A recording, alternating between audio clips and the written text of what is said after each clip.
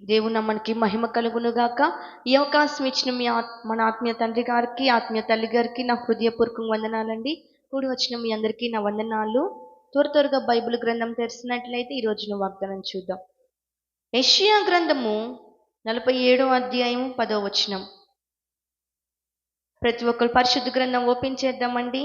యెషయా గ్రంథము 47వ అధ్యాయము 10వ వచనం చదవాలి. నీ చెడుతనమును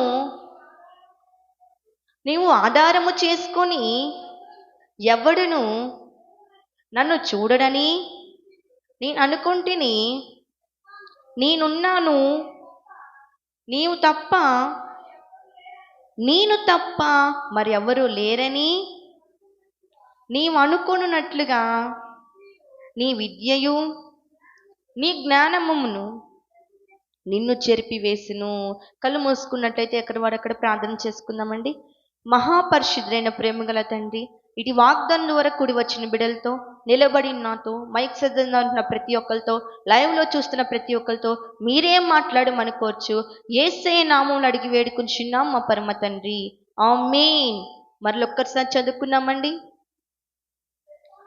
నీ చెడుతనమును నీవు ఆధారము చేసుకొని ఎవడును నన్ను చూడడని నీ అనుకుంటివి, నేను ఉన్నాను, నేను తప్ప మరెవరు లేరని నీవనుకున్నట్లుగా నీ విద్యయు నీ జ్ఞానమును నన్ను చెరిపివేయును.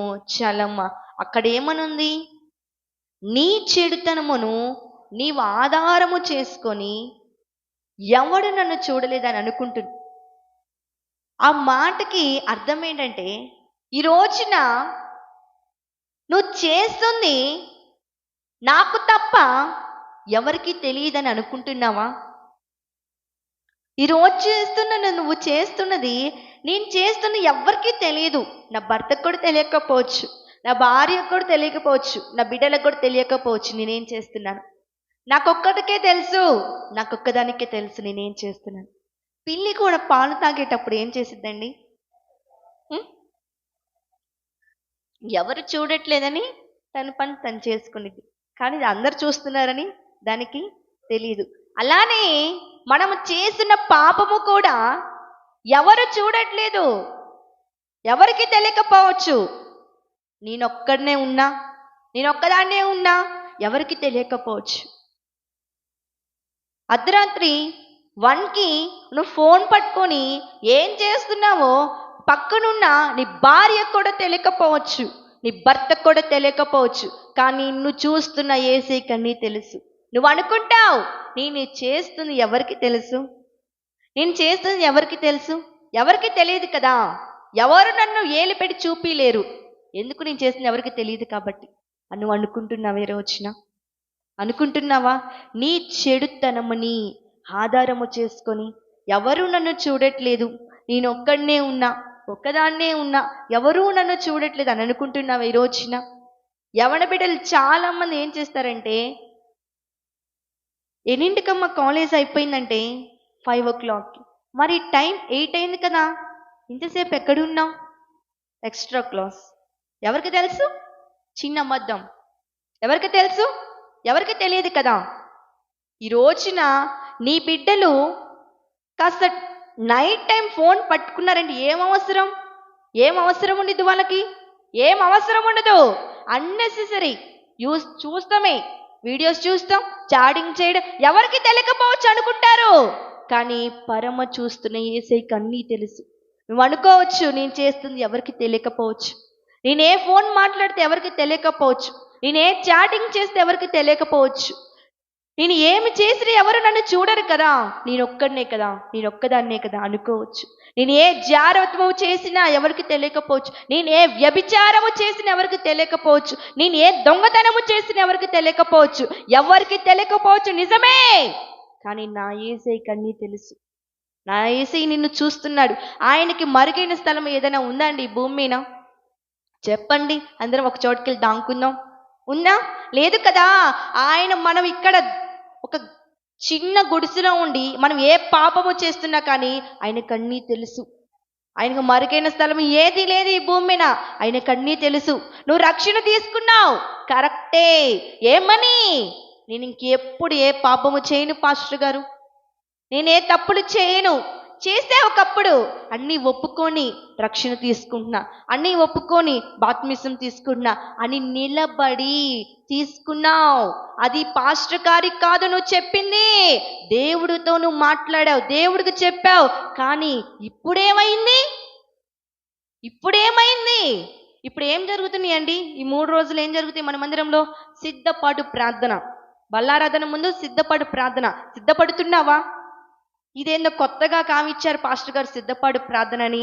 ఈ 3 రోజులు మంచిగా ఉంటే ఏమైంది? బలలో చేయొచ్చు, తర్వాత యథామౌలు మాది అని అనుకుంటున్నావా? ఈరోజు నువ్వు ఏమనుకుంటున్నావు? ఏం చేస్తున్నావు? ఎవరికి తెలియకపోవచ్చు అనుకుంటున్నావు, కానీ అన్నీ తెలిసిన యేసయ్య నిన్ను చూస్తున్నాడు. అదొక్కటే తెలుసుకోలేకపోతున్నావు. అర్థమవుతుందా? ఈరోజు నువ్వు అన్నీ చేస్తున్నావు కానీ ఎవరికి తెలియదు, ఎవరికి తెలియదు, ఎవరికి తెలియదు అనుకుంటున్నావు. కానీ చిన్న దొంగతనం చేస్తే కొన్ని రోజులకి బయటపడిద్ది. పాపము చేస్తే కొన్ని రోజులకు బయటపడిద్ది. ఎలా బయటపడిద్ది సిస్టర్? నేను చేసేది ఎవరికి తెలియదు కదా అని నువ్వు అనుకోవచ్చు. ఇప్పడానికి ఆయన ఉన్నాడు, అక్కడి నుంచి చూస్తున్నాడు. ఎక్కువ చేస్తున్నావు అనిపిస్తే చాలు, నీ గుట్టంతా బయట పెట్టేస్తాడు. చాలు, ఒక్క క్షణము చాలు. అనుకుంటున్నావు నేను చేసేది ఎవరికి తెలియదని. నువ్వు అనుకుంటున్నావు ఈ రోజున. ఎంతకాలం అనుకోని మోసపోతావు? ఎంతకాలం అనుకోని అందరిని మోసము చేస్తావు? నేను తీసుకున్నాం బల్లారాధన రోజే, అయ్యా నేను పాపిని క్షమించయ్యా అనుకుంటున్నావు. నెలంతా యథామౌలే. ఎవరికి తెలుసు? పాస్టర్ గారు మా ఇంటికి వస్తారా? రారు కదా. పాస్టర్ గారు మా ఇంటికి వస్తారా? రాదు కదా. యేసయ్యేమన్నా నన్ను దర్శించే, ఆపురా నువ్వు చేస్తుంది ఏందిరా అని అంటారా? అనడు కదా. నేను చేస్తుంది ఎవరికి తెలుసు? ఎవరికి తెలుసు? పిల్లి కూడా అనుకుంటుంది, ఎవరు చూశారు నేను చేసేది పని? ఎవరు చూశారు? ఈరోజు పిల్లి లాంటి స్వభావం అనేది. ఈరోజు ఏ స్థితిలో ఉన్నావు? ఇప్పటికైనా విడిచిపెట్టమని ఒక చెడుతనముని ఆయన అంటున్నాడు. నీ చెడుతనముని ఆధారము చేసుకొని ఎవడను నన్ను చూడలేదు అనుకుంటున్నావా? నువ్వు చేసే వ్యభిచారం ఎవరు చూడలేదు అనుకుంటున్నావా? విడిచిపెట్టావు. ఒకప్పుడు అలాంటి దానివే, అలాంటి వాడివే, విడిచిపెట్టావు, ఒప్పుకున్నావు, క్షమాపణ క్షమించాడు నా యేసయ్య. మరలా అదే, మరలా అది. ఎందుకు? ఎందుకు? నీ భర్త నిన్ను క్షమించకపోవచ్చు, నా యేసయ్య నిన్ను క్షమిస్తాడు. నువ్వు చేసిన ఏ పాపమైనా, నువ్వు చేసే ఏ వ్యభిచారమైనా, నువ్వు చేసే ఏ దొంగతనమైనా నా యేసయ్య నిన్ను క్షమిస్తాడు, క్షమిస్తాడు. కానీ ఒకటే పొరపాటు అనుకుంటున్నావు, నేను చేసేది ఎవరికి తెలియదు అని అనుకుంటున్నావు. ఒక పాయింట్. కానీ ఆ పొరపాటులోనే, ఆ భ్రమలోనే నువ్వు బ్రతుకుతున్నావు. కానీ ఒక సత్యం గ్రహించలేకపోతున్నావు. ఏంటో తెలుసా? ఏంటో తెలుసా? నిన్ను సృష్టించిన దేవుడు అనుక్షణం నిన్ను కాపాడుతాడా లేదా? అనుక్షణం నిన్ను చూస్తాడా లేదా? మరి నువ్వు చేసే చూడని ఎందుకు అనుకుంటున్నావు? ఎందుకు అనుకుంటున్నావు ఈ రోజున? క్షమించయ్యా అంటే ఆయన క్షమిస్తాడు. ఆయన ఎలాంటి వాడు? క్షమించే మనసు, జాలిగల దేవుడు మన దేవుడు. క్షమిస్తాడు. ఒకసారా క్షమిస్తాడు, 2 సార్లు క్షమిస్తాడు.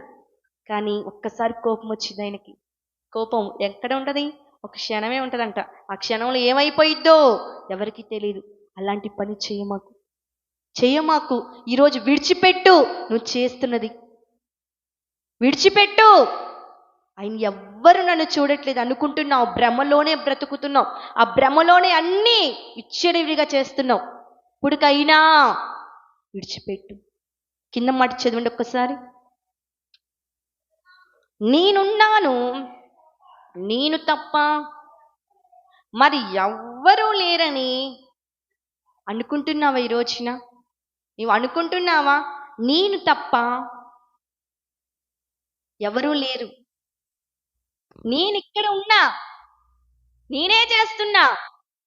నా భర్త లేడు కదా, నా భార్య లేదు కదా, నా బిడ్డలు లేరు కదా, నా తల్లిదండ్రులు లేరు కదా, ఎవ్వరూ లేరు, నేనొక్కనే ఉన్నా, నేనొక్కదాన్నే ఉన్నా అని అనుకుంటున్నావా? ఆ రోజు పిల్లి కూడా అంతేనండి.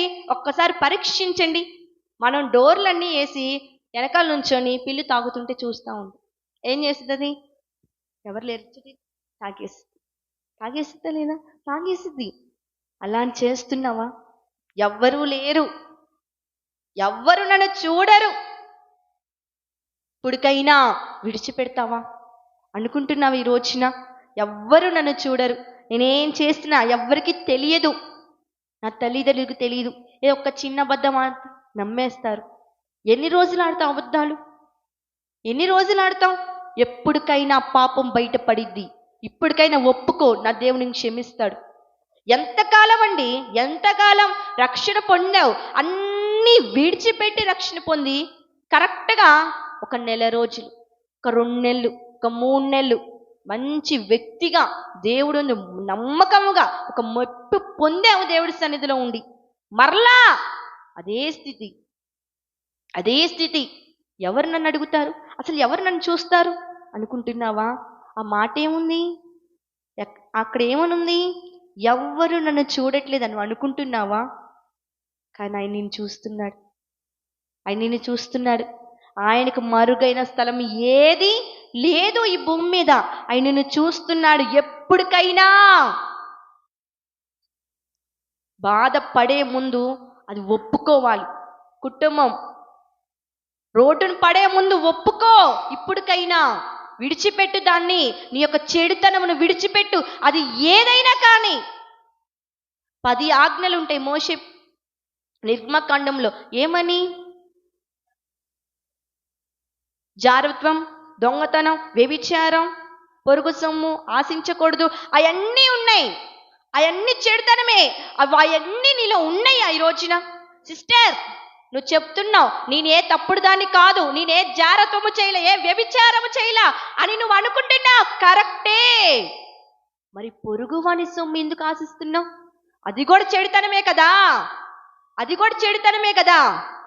ఇప్పుడు ఫర్ సపోజ్ నీ తోటికోళ్ళు 10,000 రూపాయలు చీర కట్టిందండి, నీకంత సోమత లేదు, కానీ ఆ చీర ఎప్పుడు చినిగిపోవాలా, బురద కాలంలో పడ ఎందుకు?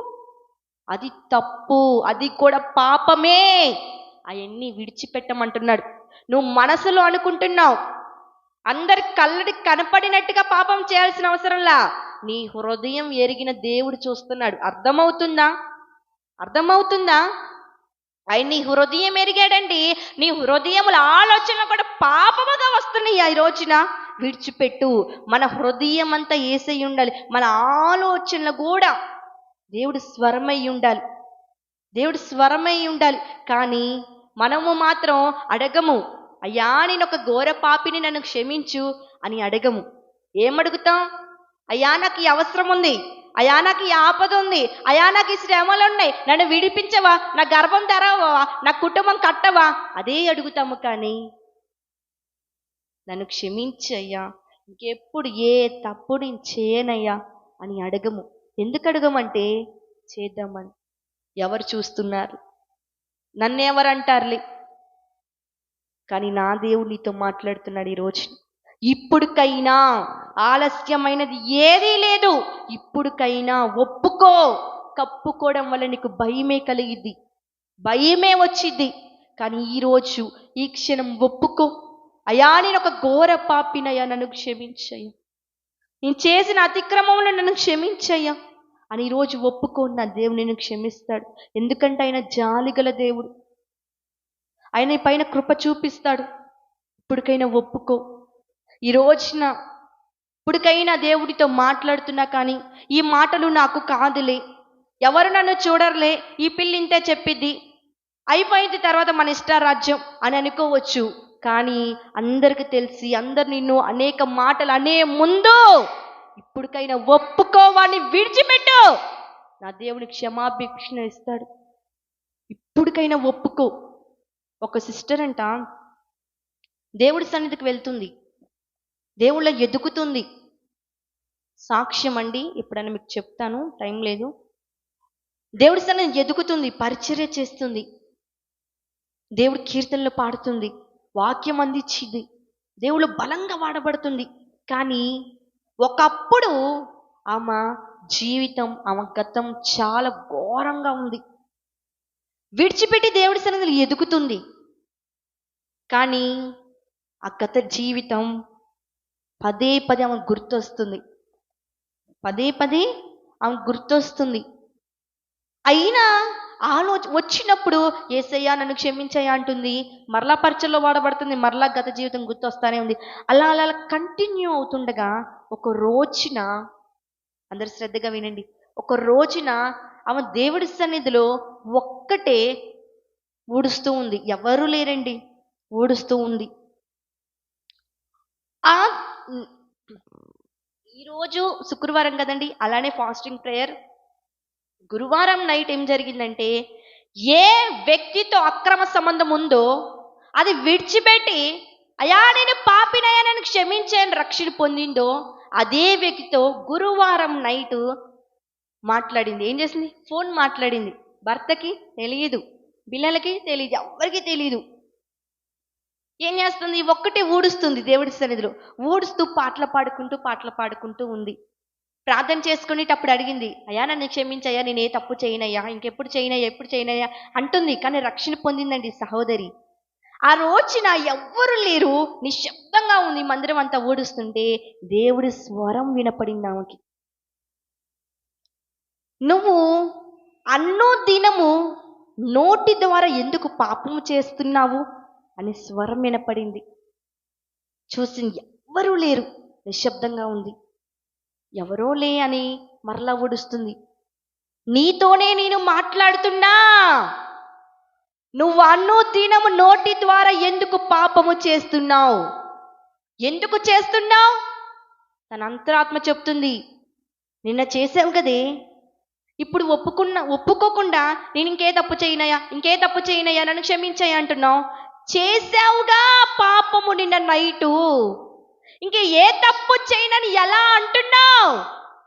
ఎందుకు అన్నో దినం నోటి ద్వారా పాపము చేస్తున్నావు అని దేవుడు ఆమెతో సూటిగా మాట్లాడేసరికి చీపిరి అక్కడేసి పరుగున బలిపీఠం దగ్గరకు వచ్చి కన్నీరు కచ్చి, నేను చేసిన పాపాలని క్షమించయ్యా, నిజముగా నేను ఏ తప్పు చేయనయ్యా అని దేవుడి సన్నిధిలో కన్నీరు కచ్చి పశ్చాత్తాప పడిందండి.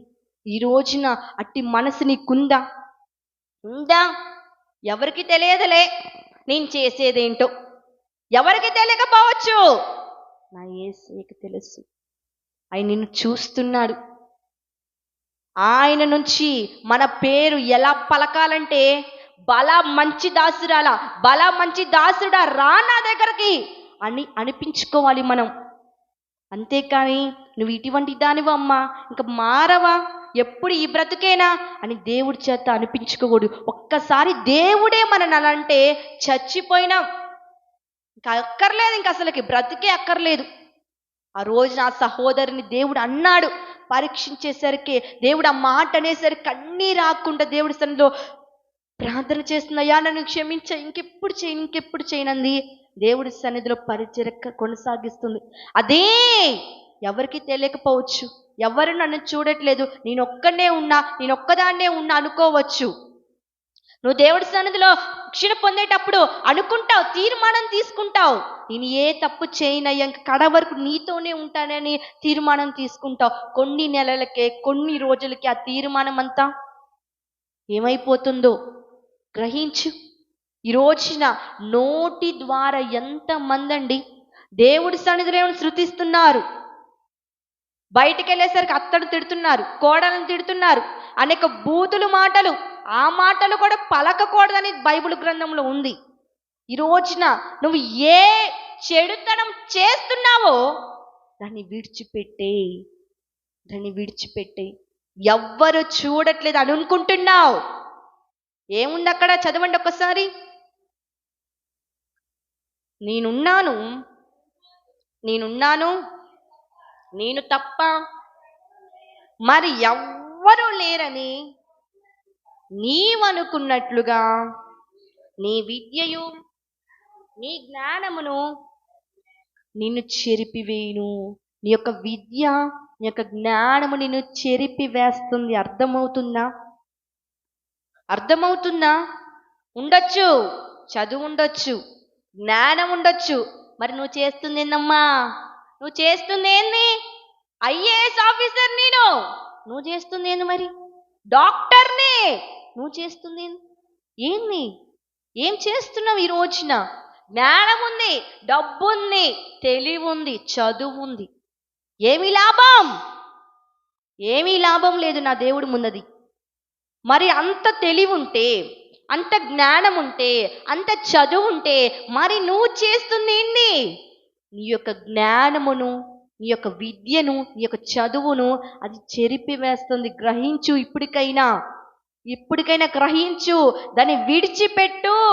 ఒకసారి బైబిల్ గ్రంథంలో ఉందండి, ఏం మాట అంటే, మన ప్రార్థనలు ఎందుకు ఆలకించట్లేదంటే మనకు చెడుతనమును బట్టే. మన చెడుతనమును బట్టే. బలిపీఠానికి ఇక్కడ నాకు మధ్యలో ఏముంది? ఇది ఒక పాపము కావచ్చు కదా. ఇప్పుడు నా పాపం ఇది అనుకోండి, దేవుడు నా ప్రార్థన ఆలకిస్తాడా? ఆలకించడు. విడిచిపెట్టు. నీ ప్రార్థన ఎందుకు ఆలకించట్లేదంటే మేబీ ఇదే కావచ్చు. ఇప్పటికైనా ఎవరికి తెలియకపోవచ్చు, కరెక్టే, కానీ ఆ సిస్టర్ ఎవరికి తెలియకపోవచ్చు అని అదే అనుకొని క్షమించయ్యా, ఇంకెప్పుడు చేయను అనుకుంది. కానీ దేవుడు మాట్లాడేసరికి ఆగల కన్నీరు ఆగలేదు. నన్ను క్షమించే, ఘోర పాపిని ప్రభువా, క్షమించయ్యా. దేవుడి సన్నిధికి వచ్చినప్పుడు ఉపవాస ప్రార్థనలో కరెక్ట్గానే ఉంటాం, బల్లారాధన తీసుకునేటప్పుడు కరెక్ట్గానే ఉంటాం, ఎప్పుడు ప్రార్థన అయినా కరెక్ట్గానే పరిశుద్ధంగానే వెళ్తాం. కానీ మిగతా రోజులు పాస్టర్ గారికి తెలుసా? తెలియదు. ఫోన్ కూడా చేయరు పాస్టర్ గారు ప్రార్థన చేయించుకోవడానికి. పాస్టర్ అమ్మ గారికి తెలియదు, ఝాన్సీకి తెలియదు, నా భర్తకు తెలియదు, నా బిడ్డలకు తెలియదు, నా తల్లిదండ్రులకు తెలియదు నేను ఏమి చేస్తుంది అని నువ్వు అనుకుంటున్నావు. ఈ రోజున అది గుట్టె విప్పు అవ్వకముందే ఒప్పుకో, విడిచిపెట్టు నీ యొక్క చెడుతనముని. అది ఏదైనా కావచ్చు. నువ్వు నోటి ద్వారా ఆయన చెడుతనము, నోటి ద్వారా మాట్లాడినది ఒక చెడుతనమేనండి. వ్యభిచారము చేసినది ఒక చెడుతనమే, దొంగతనము చేసిన చెడుతనమే. ఈ రోజున ఏ చెడుతనములో ఉండి ఈ మాటలు వింటున్నావో ఇప్పటికైనా ఒప్పుకో. నీ పక్కన వాళ్ళకి తెలియకపోవచ్చు నువ్వు ఎలాంటి దానివో, నీ పక్కన వాడికి తెలియకపోవచ్చు నువ్వు ఎలాంటి వ్యక్తివో. లైవ్లో చూస్తున్న ప్రతి ఒక్కరితో నా దేవుడు మీతో మాట్లాడుతున్నాడు. ఇప్పటికైనా ఒప్పుకో వాటిని. నువ్వేం చేస్తున్నావు? అసలు నువ్వేం చేస్తున్నావు? తెలియదు అనుకుంటున్నావా తెలియదని? అంతా తెలుసు, ఆయనకు అంతా తెలుసు. ఆయన నోటి నుండి నువ్వు ఘోర పాపివి అనిపించుకోక ముందే వానిని విడిచిపెట్టు, గొప్ప కార్యం నీ పట్ల చేస్తాడు. అందుకనే నా దేవుడు నీతో మాట్లాడుతున్నాడు. సామెతల గ్రంథము 3వ అధ్యాయము 7-8 వచనం. అందుకనే ఆయన అంటున్నాడు, ఏమని అంటున్నాడు ఒకసారి చూద్దాం అందరం. సామెతల గ్రంథము 3వ అధ్యాయము 7-8 వచనం చదువుకుందాం.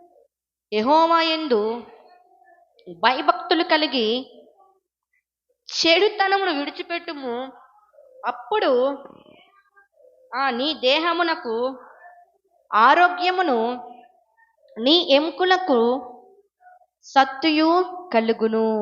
అనుకుంటున్నావా? నేను జ్ఞానిని కదా, నేను మంచి తెలివిగలవాణ్ణి కదా, నీ మంచి తెలివిగలదాన్ని కదా, అయితే నీ తెలియేమైంది అంటున్నాడు ఆయన.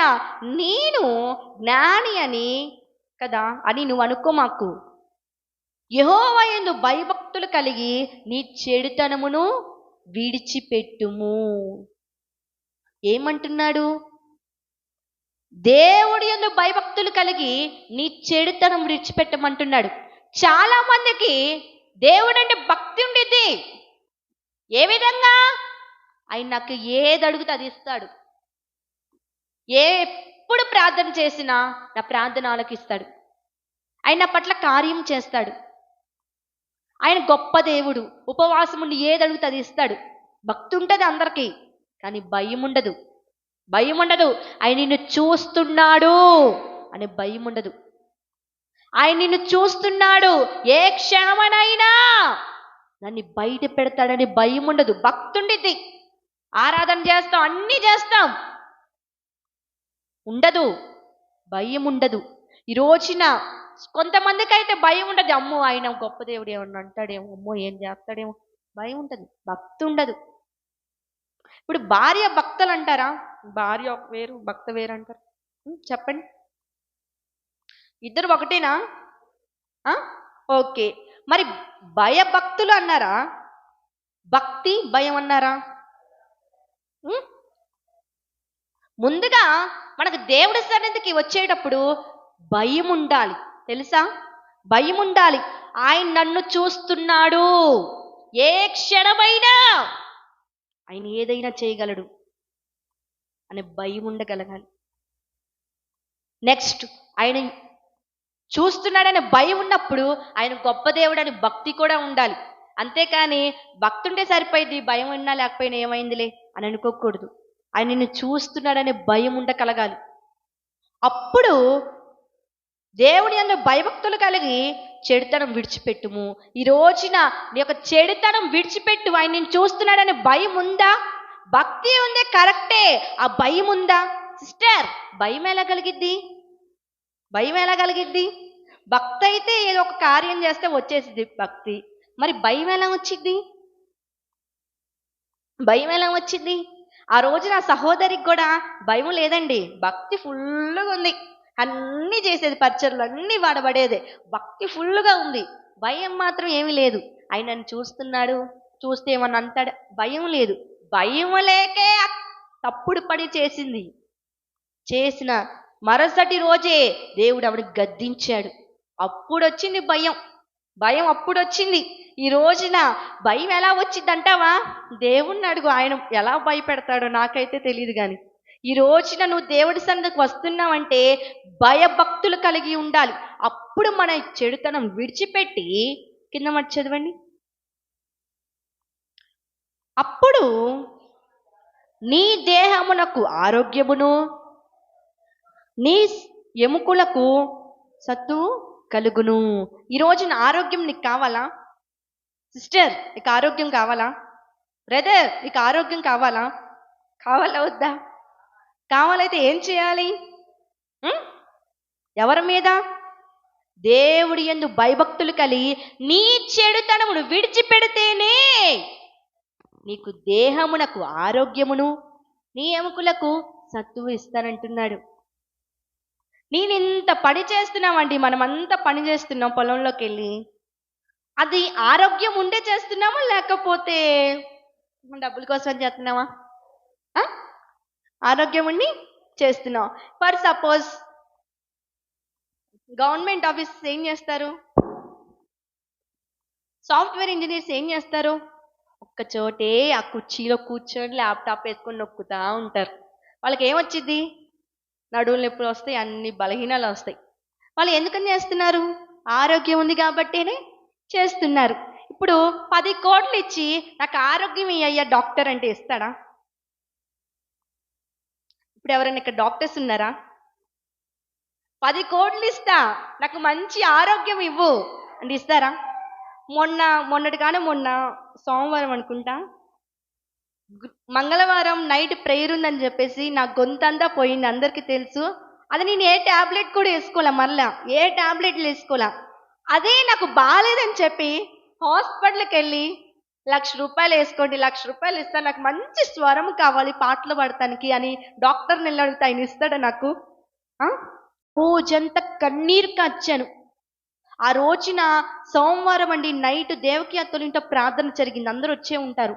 వచ్చినప్పుడు అసలుకి నన్ను అందరిని ఎందుకు బ్రతికించాడు చెప్పండి ఒక్క మాట. అసలు ఎందుకు మనం బ్రతుకున్నాం?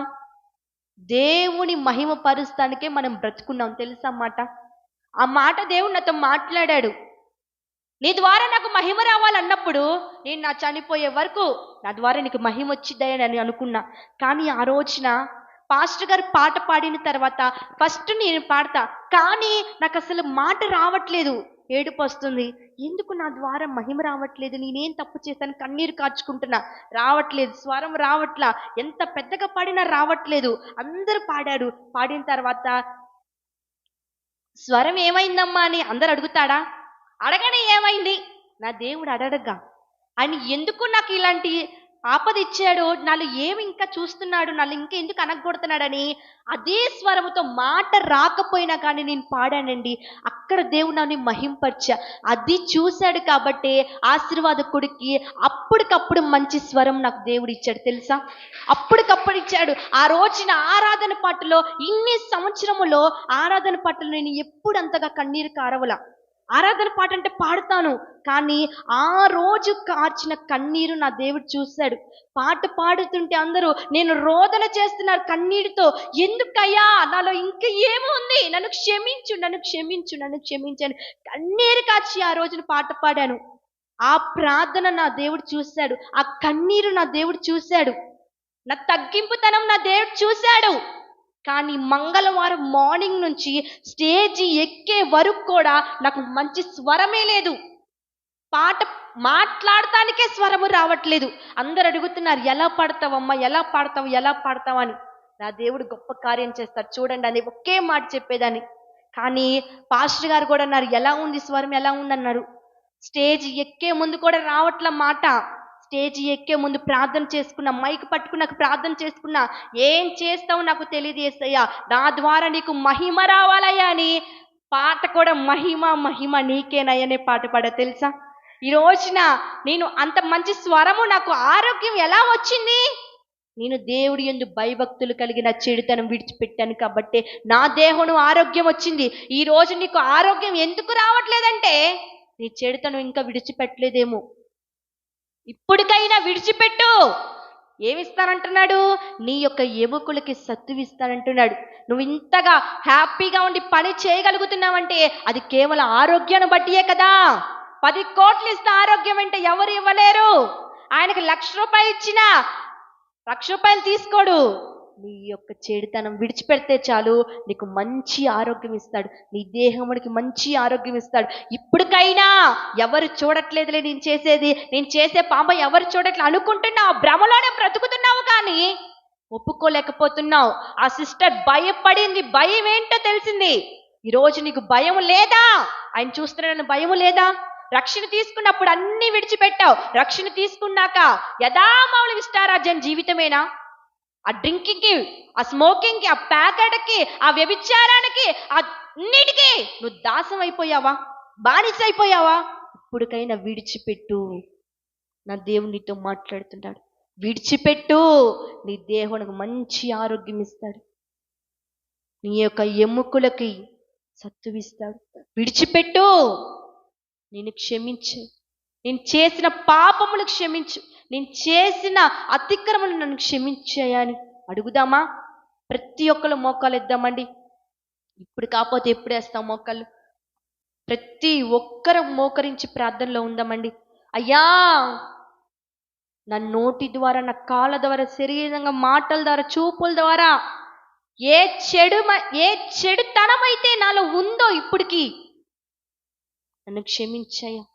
ఎవ్వరికి తెలియకపోవచ్చు నువ్వు చేసిన అతిక్రమం, ఎవ్వరికి తెలియకపోవచ్చు నువ్వు చేసిన పాపం. అందుకని నీకు మంచి ఆరోగ్యం రావట్లేదేమో. అందుకని ఇప్పుడు వరకు నీ ప్రార్థన దేవుడు ఆలకించట్లేదేమో. మేబీ అదే కారణం అవ్వచ్చు కదా. నన్ను క్షమించయ్యా, ఘోర పాపినయ్యా, నన్ను క్షమించయ్యా. ఘోర పాపినైనా నేను దూరంగా పారిపోగా నీ ప్రేమతో నన్ను క్షమించి నన్ను అందుకున్నావయ్యా. అవునయ్యా, నన్ను క్షమించాను. చేసిన పాపాలు క్షమించు. నా భర్తకు తెలియకపోవచ్చు, నా భార్యకు తెలియకపోవచ్చు అయ్యా, నా బిడ్డలకు తెలియకపోవచ్చు. రక్షణ తీసుకున్నప్పుడు కరెక్ట్గానే ఉన్నానయ్యా. తీసుకున్నాక నేను ఏం చేశాను నీకు మాత్రమే తెలుసు. నన్ను క్షమించు, ఈ ఘోర పాపిని క్షమించు. క్షోత్రమునైనా మహాపరిశుద్ధమైన ప్రేమగల తండ్రి, నీ నామానికి ఘనమైన స్తోత్రాలు ప్రభా. ఇప్పుడు వరకు వాగ్దానముది వారు ఎంతగానో మాతో మాట్లాడిన దేవుడు అయా, మమ్మల్ని బలపరిచిన దేవుడు నాయన. అవునయ్యా, మా యొక్క చెడుతనమును నాయన మేము ఆధారము చేసుకొని అయా మమ్మల్ని ఎవరు చూడట్లేదని, మేము చేస్తున్నది ఎవరు చూడట్లేదని అయా మా విద్యను కూడా అయా నా తండ్రి మా జ్ఞానమును కూడా మేము చెరిపి వేసుకుంటున్నాము నాయన. మమ్మల్ని క్షమించు నాయన. అయా నీ యందు భయభక్తులు కలిగి మా చెడుతనం విడిచిపెట్టినప్పుడు అయా మా దేహముని ఆరోగ్యమును మా ఎముకలు సత్తువిస్తానంటున్న దేవుడు ప్రభువా. అయా నేను ఘోర పాపిని, నన్ను క్షమించు ప్రభువా. మా బిడ్డలు ఎంతగానో కన్నీరు కాచి ప్రార్థన చేస్తున్నారు. బిడ్డల ప్రార్థన ముందు లక్ష్యం ఉంచి అయా ఏ భేదము నేనందరూ పాపులమే అంటున్నావు. ఇప్పుడు వరకు మా చెడుతనం విడిచిపెట్టకే. మా ప్రార్థన ఆలకించట్లేదేమో నాయనా, మాకు రోగము వస్తుంది, అనారోగ్యంతో బాధలు పడుతున్నాం, ఇప్పటికైనా విడిచిపెడుతున్నాము నాయన. మమ్మల్ని క్షమించు, మమ్మల్ని క్షమించు ప్రభు. నీ కృప చూపించు. నీ నామానికి ఘనమైన స్తోత్రాలు ప్రభు. మమ్మల్ని క్షమించు నాయన. యేసయ్య అతి పరిశుద్ధులను ప్రార్థించి అడిగి వేడుకుంటున్నాం మా పరమ తండ్రి. ఆమేన్. అందరికీ వందనాలండి.